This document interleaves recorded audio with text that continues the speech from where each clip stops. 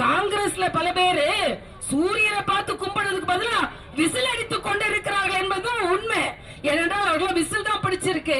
ஆனால் இங்கே திராவிட முன்னேற்ற கழகம் நிச்சயமாக தோற்று போகக்கூடிய கழகம் என்பதனாலதான் ஒவ்வொருவராக இன்று எச்சரிக்கை கொடுக்க ஆரம்பித்து விட்டார்கள்.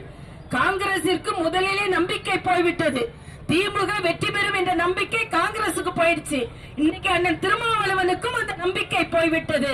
அதனால நாங்க அடுத்து கொடுக்க மாட்டோம், ஆனா வெளியேறுவோம். யாரெல்லாம் திமுக கூட்டணியை விட்டு வெளியேற காத்திருக்கிறார்கள் என்பதை புரிந்து கொள்ள வேண்டும். நேற்று எங்கள் தலைவர் சொல்லி இருக்கிறார், நிறைய பேர் எங்களோடு அழைத்துக் கொண்டிருக்கிறார்கள்.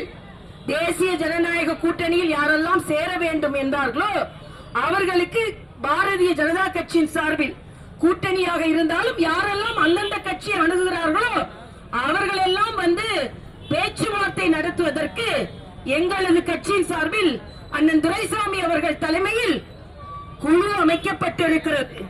திமுக கூட்டணியில் இருந்து யாரெல்லாம் வெளியே வரணும்னு நினைக்கிறீங்களோ அண்ணன் துரைசாமி அவர்களை அணுகலாம் என்பதையும் நான் இங்கே சொல்லி, ஏனென்றால் இன்றைய காலகட்டத்தில் இன்று வெற்றி பெறக்கூடிய கூட்டணியாக பாரதிய ஜனதா கட்சி கூட்டணி இருக்கிறது.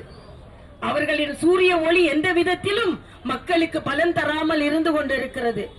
ஆனால் இங்கே மக்களுக்காக இலை போட்டு ரெட்டை இலை போட்டு குக்கர்ல சாதம் செஞ்சு அதை சைக்கிள்ல கொண்டு மக்களுக்கு சென்று அவர்கள் முகம் தாமரை போல மலர்வதை பார்த்துவிட்டு சாப்பாடு மட்டும் இல்ல அதுல மாம்பழமும் வைத்து கொடுத்து நாங்கள் நிச்சயமாக மக்களின் வயிறு நிரம்ப நாங்கள் பாடுபடுவோமே தவிர